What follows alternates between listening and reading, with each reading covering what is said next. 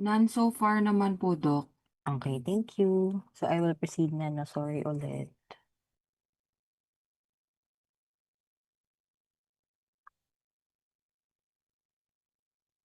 So now let's move forward to the hemoglobin and myoglobin oxygen dissociation curve. So in this graph, you can see sa x-axis niya, this is the gaseous pressure of your oxygen in millimeter mercury or the PO2 in millimeter mercury. So this represents how much oxygen is available. While the y-axis naman is the percent saturation or it represents how much of the protein or itong myoglobin and hemoglobin, how much of this protein's binding site are filled with oxygen. So first, let's discuss muna yung curve ng hemoglobin. So your hemoglobin, itong blue, hemoglobin curve. So your hemoglobin has a sigmoidal shape or sigmoidal curve and S-shaped curve, which reflects yung cooperative binding effect na sinasabi ko kanina. So at low levels of your PO2, at around mga 20 to 50, yan, 20 to 50 millimeter mercury, your hemoglobin the saturation drops because your hemoglobin is offloaded or mali. Your oxygen is offloaded because it is given to the tissues. Yan. Tapos at the high levels of your PO2 naman, kung saan mataas yung levels of your oxygen, this is where your percent saturation of your protein is mataas because lahat ng oxygen na available, binabind niya dun sa hemoglobin. So, your hemoglobin, yung force of units of your hemoglobin ay saturated with the 4 molecules of your oxygen. So, kaya siya sigmoidal kasi at the low levels of your PO2, you have decreased saturation of your hemoglobin kasi yung mga oxygen na meron ka, you give off kasi nga mababa yung PO2 levels. So, this is applicable sa areas ng tissues kasi kailangan ng oxygen doon, kagaya ng ulit-ulit ko sinasabi, in order to meet your metabolic demands. In the level naman sa lung, syempre dahil doon nangyayari yung gas exchange, primarily the gas exchange, your PO2 levels here are very high. So, ibig sabihin, mataas yung saturation ng hemoglobin because maraming available na O2 na ibabind doon sa hemoglobin, the force sabihin sa hemoglobin. Kaya your percent saturation is around 80 to 90. So, this mechanism or this curve lang shows that yung hemoglobin acts as a transporter of your oxygen. So, ang gagawin niya, pipick up niya sa lungs kasi doon siya madami, tapos i-deliver niya sa tissues kung saan konti yung oxygen levels. While your myoglobin naman, the myoglobin oxygen dissociation curve, it shows a hyperbolic curve. Ayan, hyperbolic curve. Meron siyang higher affinity to your oxygen all throughout the levels of your PO2. So, kahit at low levels of your PO2, yung myoglobin nyo is almost fully saturated na. Ayan. Even at the 20 millimeter mercury, your myoglobin is saturated at around 80%. So, this is because, sabi ko kanina, diba, your myoglobin, it can only bind one oxygen molecule kasi meron lang siyang isang heme group. And therefore, hindi siya nakakapagka-cooperative binding effect. So, ang nangyayari lang is that kahit at 20 millimeter mercury, magbabind na sa kanya si oxygen, saturated na si myoglobin. So, ito yung saturation effect that is shown in the myoglobin. Kaya, kapag nag-bind na here, mangyayari lang is, up until tumaas pa tong millimeter mercury, isang oxygen lang yung nakabind dyan kay myoglobin. So, this myoglobin here makes it an ideal storage for your O2, specifically sa mga muscles. Pero hindi siya pwedeng maging transporter because it does not give off oxygen that easily. So, ibig sabihin, at areas, as compared to the hemoglobin, di ba, ayan, no, at lower areas, at lower millimeter mercury or lower PO2, naka-bind pa rin si oxygen to the heme group of the myoglobin and hindi siya mag-give off. So only hemoglobin can do that. So remember, for your hemoglobin, sigmoidal curve or the S-shaped curve, it shows cooperative binding effect and is good for transport of your oxygen. For the myoglobin naman, hyperbolic curve, meaning very, very high affinity for oxygen. And it is good for storage of your oxygen. So these two proteins here, they ensure that your oxygen is efficiently picked up dito sa areas of the lungs, tapos transported into the blood and stored in the muscle, tapos released in the tissues kung saan siya kailangan. Moving forward, these are the different allosteric factors that affects yung inyong hemoglobin and O2 dissociation curve. So these factors whose interaction with one side of your hemoglobin affects the binding of your oxygen to the other heme groups at other locations. So either it can cause a positive effect or a negative effect. So these are the different factors: the CO2 level, pH level, 2,3-BPG, exercise, and temperature. So this is a table lang summarizing the effects, no? I'll explain later ibig sabihin ng left shift and right shift of the oxygen dissociation curve. So sa left shift, you will see a decrease in CO2 will cause left shift. Increase in pH level, ibig sabihin acidotic, left shift. Decrease 2,3-BPG, left shift. Decrease in exercise, decrease in temperature, and fetal hemoglobin. Lahat yan, it will cause left shift doon sa hemoglobin O2 dissociation curve. For the right shift naman, increase CO2, decrease pH, increase 2,3-BPG, increase exercise, increase temperature, and adult hemoglobin. So, ano ba ibig sabihin ng shift to the right and shift to the left?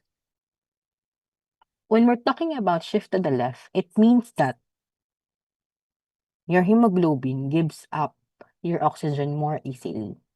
Kapag naman shift to the left, your hemoglobin holds on to or mas nakabind yung oxygen doon sa hemoglobin more tightly.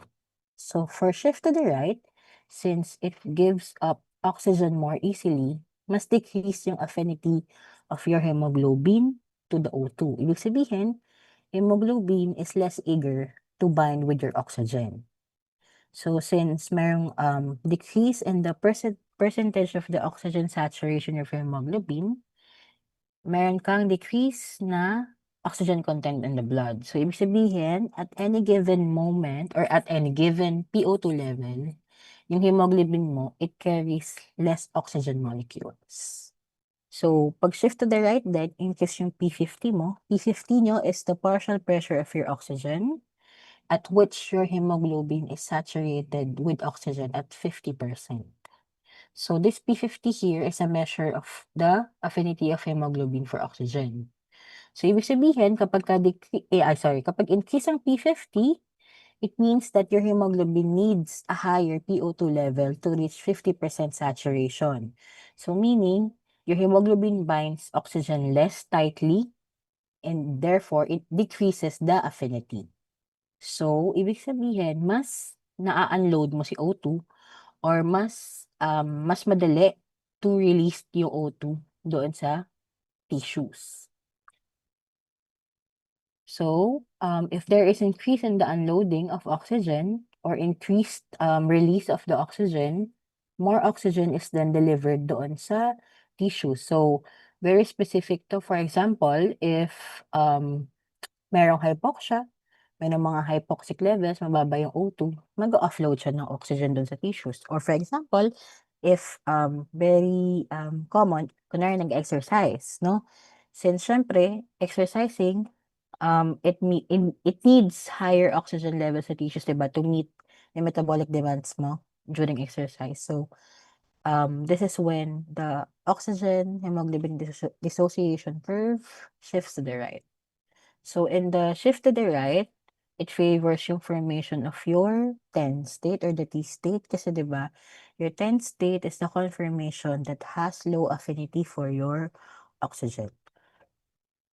Pagka-shift to the left naman ang pinag-uusapan, ito yung merong higher affinity for your oxygen. So, increase in the affinity, ibig sabihin, your hemoglobin holds on tightly or mas nagbabind siya tightly to your oxygen. Hindi niya agad pinapakawalan.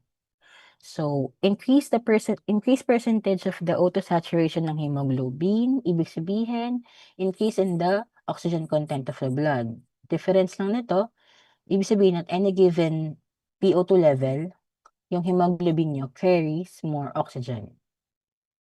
Tapos, as compared to the shift to the right, dito, decrease yung P50. So, P50, ibig sabihin, mas madaling ma-reach ni hemoglobin yung saturation. Mas mabilis siyang ma-reach yung 50% saturation at lower levels of your PO2. So, ibig sabihin, hemoglobin binds more oxygen tightly. Mas mataas yung affinity ng oxygen to the hemoglobin. So, the oxygen is not released easily. Decrease ang unloading ng decrease ang unloading ng O2, ibig sabihin, tissues or yung mga tissues, respiring tissues, receives less oxygen. And this shift to the left favors the formation of your R state. So, remember, R state is the confirmation of your hemoglobin that has high oxygen affinity. So, this is how it looks like, no? Yung oxygen hemoglobin dissociation curve. So, these are the levels of your PO2 in millimeter mercury in the x-axis and the saturation of your hemoglobin at the y-axis. So, ito yung mga factors that causes the shift to the right, papunta dito, of your hemoglobin oxygen dissociation curve. So, increase PCO2 levels, decrease pH levels, increase temperature, increase 2,3 BPG. All these factors naman causes yung shift to the left of your curve. Ito, decrease PCO2, increase pH, decrease temperature, decrease 2,3 DPG. So, ibig sabihin again, shift to the right, low affinity to oxygen, O2 is released. Pag shift to the left, more affinity to oxygen, the hemoglobin binds tightly to the oxygen. Nung nag-board exam ako, yung tinuro sa amin na mnemonic, habang nag-aaral kami ng oxygen dissociation curve is, if you have A, kabet, C-A-B-E-T, do the right thing and let go. So, yung A doon, increase in altitude. Yung C doon, increase PCO2. A doon is acidosis. B, increase 2,3 BPG. E, increase yung exercise, tas T, increase temperature. So, lahat yon yung A, C, A, B, E, T, ibig sabihin, shift to the right. Do the right thing and let go of the oxygen. So, yun yung naaalala kong mnemonic nung nag-aaral ako ng board exam. So, pwede nyo naman siyang gamitin or gumawa kayo ng bagong mnemonic. Okay lang naman. Okay, so focusing more on the factors affecting the shift to the right of your oxygen hemoglobin dissociation curve. So, your first factor is yung increased carbon dioxide levels and decreased pH, ibig sabihin acidosis or increased acidity. So, the increased production of your carbon dioxide by the tissues as a result of metabolic processes, no, byproduct yung inyong carbon dioxide, and release into the blood results in the generation of your hydrogen ions. So, increase in the CO2 production will increase your hydrogen levels, and then this increase in hydrogen levels will decrease the pH levels. So, magiging mas acidic yung environment. Another factor that we see na nakaka-affect sa shift to the right is yung Bohr effect. So, your Bohr effect, it describes how the pH and carbon dioxide influences the hemoglobin's affinity for oxygen. So, when your O2 is increased or in levels na decrease yung pH, ibig sabihin madami yung hydrogen, your hemoglobin's affinity for oxygen decreases. So, kapagka mababa yung affinity for oxygen, ibig sabihin, more oxygen is released easily to the tissues. Yung kaninang pinakita kong table, 'di ba? Kapagka shift to the right, increase yung P50 niya, decrease yung affinity to the oxygen, decrease unloading. Mas madami yung naa-unload na oxygen. Kapagka naman yung isang effect, yung kabaligtaran, kapagka decrease yung CO2, so pag decrease ng CO2, lagi naman subsequent nun, mababa din ang hydrogen levels. So, alkalotic ang environment, increase ng pH. So, the hemoglobin's affinity for the O2 this time increased na siya. So, oxygen is held tightly or bind tightly to the hemoglobin. So, less is released dun sa tissues. So, in this state, decrease ang P50, decrease ang affinity to oxygen, decrease ang unloading. So, paano ba siya nangyayari? 'Di ba in the tissues, usually dun yung meron kayong high levels of your carbon dioxide and low pH levels. So, 'di ba, the carbon dioxide, it diffuses into your RBCs. Pagpasok ng carbon dioxide into the RBC, it forms your carbonic acid via your carbonic anhydrase. Tapos, this carbonic acid will be dissociated into hydrogen and bicarbonate. So, the hydrogen will then bind to the hemoglobin para stabilize niya yung T-state. 'Di ba? Ang sabi ko kanina si hemoglobin, it's a homotropic molecule. So kapag naka-bind na yung isang molecule doon, it's all or none. So since naka-bind na si hydrogen doon sa hemoglobin, it stabilizes now the T-state, and remember the T-state, yun yung conformation which favors the low oxygen affinity. So, ang gagawin niya ni hemoglobin, it will unload or lahat ng oxygen na meron, i-unload niya to metabolically active tissues. Kapag ka sa lungs naman, ay, shucks. Kapag ka sa lungs naman, meron kang low CO2 level pero high pH level.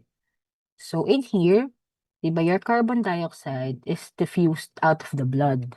So, kapag ka walang carbon dioxide, syempre hindi mabubuo si carbonic acid, walang dissociation into hydrogen and bicarbonate.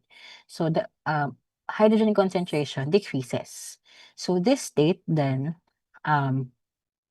allows the hemoglobin to shift to the relaxed stage form para magkaroon ng higher oxygen affinity wherein your hemoglobin maglo-load siya or magbabind siya to all the O2 molecules that are available. Usually, syempre marami yun sa lung area wherein gas exchange occurs. So, ano ba yung parang pinaka-purpose ng Bohr effect? So, what Bohr effect ensures is that sa active tissues, wherein mataas ang CO2, mababa ang pH, your hemoglobin will release O2 kasi doon siya kailangan. Sa lungs naman, wherein carbon dioxide is exhaled, so mababa yung carbon dioxide, pH is higher because mas less yung hydrogen molecules. Your hemoglobin binds to the oxygen efficiently in order to match the oxygen delivery with metabolic demand. So, yung na-bind na oxygen here sa lungs, dadalhin niya dun sa active tissues kung saan sa kailangan. Kasi kumbaga, parang dahil madami dito, ibabind ko lahat ng available. Dadalhin ko siya sa active tissues kasi dun kulang. Sa active tissues, dahil walang oxygen, offload ko siya lahat dun. Tapos, same goes, pabalik-balik lang siya, paulit-ulit lang na system. Okay, for the increased temperature naman, it cleaves the bond of your O2 to hemoglobin, hence, increase yung affinity ng oxygen to hemoglobin, so the curve will shift to the right. For the increased 2,3-BPG or increased 2,3-DPG naman, so your 2,3-BPG is found in your RBC. So remember, no, yung mature RBCs, diba, wala silang mitochondria. So this mature RBCs, they only depend on anaerobic glycolysis. So this 2,3-BPG here, the synthesis of the 2,3-BPG in the erythrocyte is promoted because of the low PO2 levels in the peripheral tissues. So, kaya kayo magkakaroon ng 2,3-BPG dyan. So, that 2,3-BPG, the binding site of your 2,3-BPG is found in the pocket formed by the two globin chains of your hemoglobin. So, different yung binding site ng 2,3-BPG to the binding site of your hemoglobin. So, this binding of 2,3-BPG creates an allosteric effect which inhibits the binding of your O2. Since hemoglobin is homotropic, it binds all or none. So once the 2,3-BPG is bound to the hemoglobin, yun na lang yung ibabind niya. Hindi niya napapansinin yung ibang molecule. So your deoxyhemoglobin in T state, remember, doon nagbabind yung 2,3-BPG, di ba? It is very unstable. So, eventually, talaga dapat magiging R state siya in order to bind more oxygen kasi yun yung kailangan ng body. But, um, what happens is that because of the binding or because of the presence of the 2,3-BPG, i-stabilize niya ngayon si T state of the hemoglobin. So, this T state now will be allowed to exist at hindi na niya kailangang i-convert pa into a relaxed state. So, in this state, ibig sabihin, decrease yung affinity na ng hemoglobin to the oxygen because of the binding of your 2,3-BPG to the T state of the hemoglobin. So, usually, hindi naman laging mataas yung 2,3-BPG. So, di ba sinabi ko kanina, kapag very, very needed lang na marami i-offload na tissues, marami i-offload na oxygen to the tissues, dun lang naman tumataas yung 2,3-BPG. For example, in hypoxic levels, yun, kapag mataas yung altitude, di ba mababa yung O2 levels natin sa tissues? Or kapag mayroong decrease in the hemoglobin levels and also kapag sobrang taas ng pH levels. Next naman is the factors affecting the shift to the left of the hemoglobin O2 dissociation curve. So, mayroong two factors which affects hindi ko na i-highlight yung kabaliktaran lang naman kasi nung sinabi ko kanina sa shift to the right, yung sa shift to the left. Ito yung mga hindi nyo makikita sa shift to the right na mga factors na makaka-affect ng shift to the left ng curve. Okay. So, for the fetal hemoglobin, remember, your fetal hemoglobin is the same with your adult hemoglobin. Pareha silang tetramer. Ang difference lang is that sa adult hemoglobin, meron kang 2 alpha chains and 2 beta chains. Pero sa fetal hemoglobin, meron kang 2 alpha chains and 2 gamma chains. So your fetal hemoglobin has higher affinity for oxygen as compared to your adult hemoglobin. Bakit? Bakit important yun?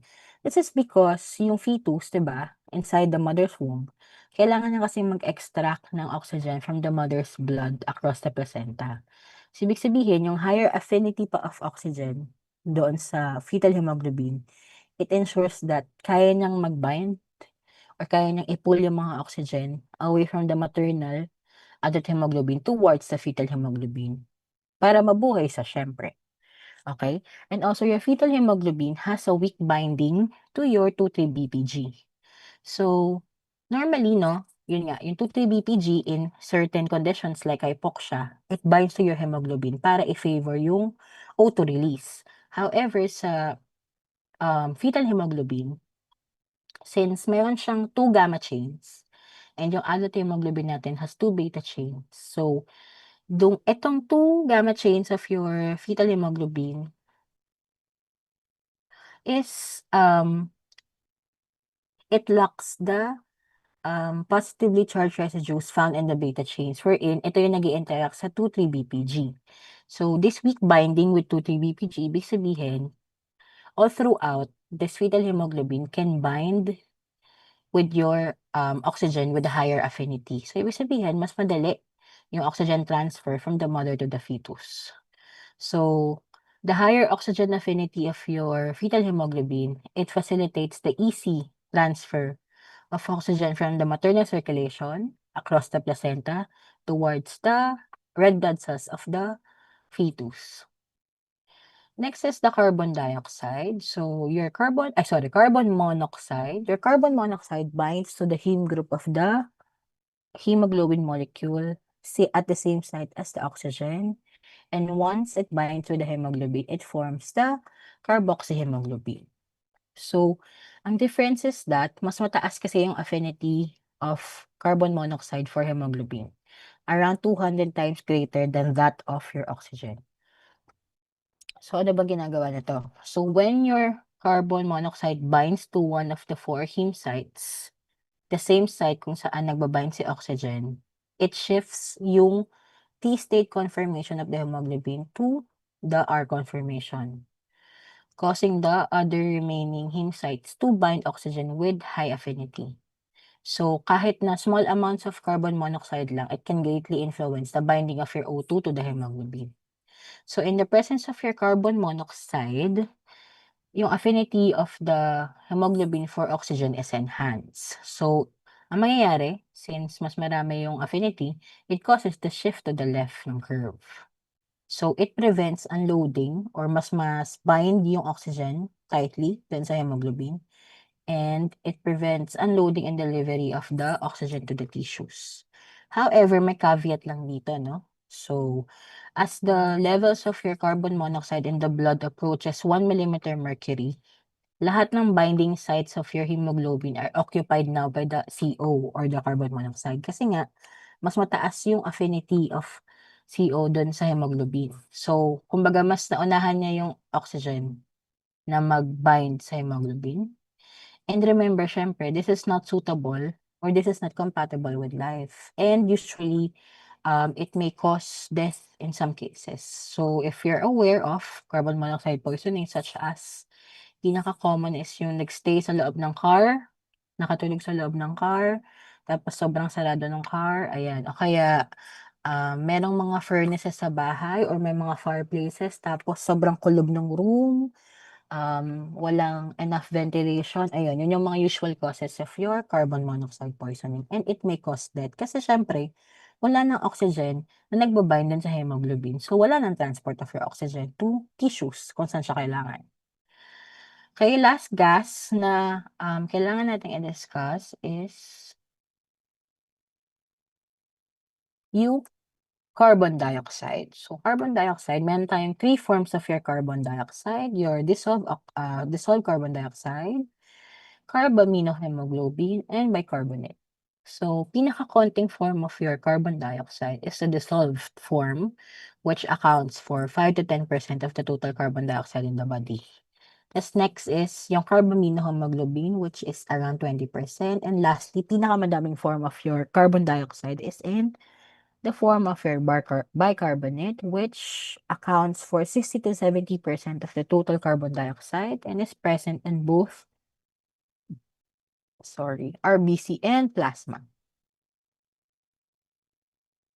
So remember, 'di ba, in respiring tissues, sabi ko kanina, your tissues dahil sa metabolism, ang byproduct niya is the production of CO2. So, mataas yung CO2 levels in the tissues. Dahil waste product niya yung carbon dioxide. So, since mataas yung carbon dioxide, your hemoglobin readily binds with your carbon dioxide, which forms your carbaminohemoglobin. So, this carbaminohemoglobin helps the transport of your CO2 papunta ulit sa lungs para ma-exhale siya. So, in the lungs naman, so yung carbaminohemoglobin doon, pupunta doon sa lungs it transports the CO2 papunta sa lungs para ma-break down yung carbaminohemoglobin into hemoglobin and carbon dioxide para ma-release carbon dioxide and ma-diffuse into the alveoli para ma-exhale. So, bakit ba important ang carbon dioxide transport? So, binding of your carbon dioxide to hemoglobin also contributes dun sa Bohr effect. Di ba yung sinabi ko kanina? So, high CO2 levels, it lowers the hemoglobin's affinity for oxygen and then promotes yung oxygen release sa tissues. Tapos, kabaliktaran naman kapag mababa yung CO2, it promotes higher affinity to oxygen. So, mas nagbabind tightly yung oxygen. Hindi siya ma-release. Okay, so this is how your carbon dioxide is transported at the respiring tissues. So, carbon dioxide will enter RBC, ito yung RBC. So, ito, yan, yung mga dissolved CO2 will then enter your RBC. So, once it enters your RBC, it will be hydrated, so plus water. It will be hydrated to form the carbonic acid via your carbonic anhydrase. So, this carbonic acid here will be dissociated into bicarbonate and hydrogen. The hydrogen here will bind with the hemoglobin, favoring the T state of the hemoglobin. Tapos yung bicarbonate here, lalabas siya from the RBC in exchange of chlorine through the anion exchanger para ma-maintain yung osmotic equilibrium sa loob. Kapagka naman, at the lungs or the alveoli, 'di ba mababa yung CO2 dito? So what happens is that yung carbon dioxide yung bicarbonate outside, papasok na siya ngayon sa RBC, tas in exchange pa din of the chloride ion. So once the bicarbonate enters the RBC, together with the hydrogen here, it will form the carbonic acid. So this carbonic acid will then be broken down into water and carbon dioxide via the carbonic anhydrase, and then this carbon dioxide here will be diffused out of the RBC into the blood plasma, tapos it will be exhaled to the lungs when the blood passes na to the alveoli. So lastly, the carbon dioxide dissociation curve. So unlike the oxygen dissociation curve kanina, yung sa hemoglobin oxygen dissociation curve, it shows a sigmoidal or the S-shaped curve. For your carbon dioxide dissociation curve, yung ano dito is, dissociation curve dito is linear because your CO2 in the blood is directly related dun sa PCO2 levels. Bakit? Because the amount of the carbon dioxide that is carried in the blood, kahit anong forms, dissolved, bicarbonate or carbaminohemoglobin, it increases directly with the partial pressure of your carbon dioxide. So, ibig sabihin, mas mataas na PCO2, mas madaming carbon dioxide that is carried in the blood. Tapos, deoxygenated hemoglobin has greater affinity for CO2 than oxygenated hemoglobin. So, yung mga deoxygenated hemoglobin or yung T-state form of your hemoglobin, 'di ba, hindi siya nagka-carry ng oxygen. So, it binds to the CO2 more readily. So, this is very important. Yun nga, lagi kong sinasabi, para sa tissues because as the hemoglobin releases yung oxygen, kasi nakabind na dun si CO2, lahat ng, ang ipipick up na niya ngayon is the CO2 para ma-transport back to the lungs para ma-exhale. Kasi 'di ba sa tissues dun mataas yung carbon dioxide. So, pipick up niya si CO2 dun, tas dadalhin niya sa lungs para lahat ng mga waste product ng CO2 is ma-exhale na out of the body. And next is the Haldane effect. So, the Haldane effect is the binding of your oxygen with the hemoglobin that displaces or reduces the ability of the hemoglobin to bind with your carbon dioxide. So, di ba in the lungs, there is high oxygen levels. So, syempre CO2, sabi ko kanina, it will bind to your hemoglobin. So, this O2 binding to the hemoglobin, i-displace na yung CO2 and it would promote release of CO2 for exhalation. Pag sa lungs naman, dahil mababa yung O2 doon, gagawin ni hemoglobin, mag-offload siya ng oxygen. So, dahil nag-offload si O2 ng oxygen here, it increases the capacity of the hemoglobin to bind with the carbon dioxide and then promotes the carbon dioxide uptake ulit. Tapos, this carbon dioxide uptake, dadalhin ulit sa lungs para ma-exhale ulit. So, this Haldane effect, enhances the carbon dioxide unloading in the lungs tapos loading in the tissues. So, it complements naman yung Bohr effect na nakikita natin. Yun dun sa in-explain ko kanina. Tapos also with the increased acidity of hemoglobin, it causes the release of excess iron. So, ibig sabihin, more acidic na hemoglobin, meron siyang less tendency to bind with your carbon dioxide. Yun lang yung sinasabi dito sa increased acidity. May mga questions ba kayo? May malabo, may hindi naiintindihan? Wala pa naman po, Dok. Walang may question? Sure kayo kasi last slide ko na to. May nag-chat, wait lang. Ay, akala ko may question. Sure, walang question from anyone?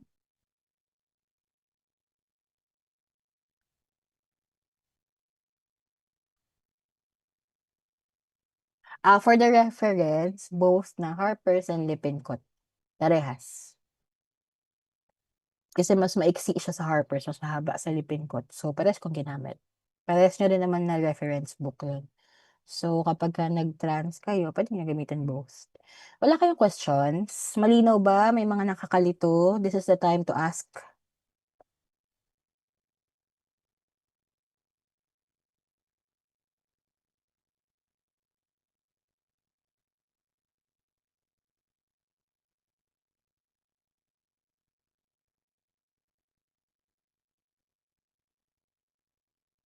Walang question kahit sino? Complete na ba kayo? 56 lahat. So, dapat. Complete na po, Dok. Okay. So, if wala ng questions, kasi wala naman nagtatanong, that will be my last slide. Thank you very much for listening to the lecture. Thank you po, Doc. Okay lang po, Doc, na mag-attendance po. Sure, tanggalin ko lang yung sharing. Okay po, salamat, Doc. Okay po, on cam na po lahat. Gising na sila, mga bagong gising faces. Halatang halata. Sige na, mag-on cam na kayo para makapag. Okay po, screenshot na po ako. Oh, 1, 2. Thank you po, Doc. 1, 2, okay. 3. Wait lang, first slide.